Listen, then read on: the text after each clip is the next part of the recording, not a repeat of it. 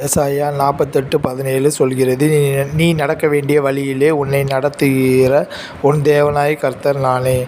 நான் உனக்குப் போதித்து நீ நடக்க வேண்டிய வழியை உனக்குக் காட்டுவேன். உன்மேல் என் கண்ணை வைத்து உனக்கு ஆலோசனை சொல்லுவேன். நான் தேவனுக்கு முன்பாக ஜீவனுள்ளோருடைய வெளிச்சத்திலே நடக்கும்படி நீர் என் ஆத்துமாவை மரணத்துக்கும் என் கால்களை இடறலுக்கும் தப்புவிக்கிறீர்.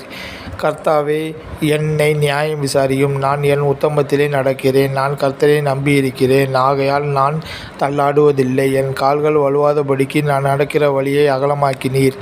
தேவனாகிய கர்த்தர் சூரியனும் கேடகமுமானவர். கர்த்தர் கிருபையையும் மகிமையையும் அருளுவார்.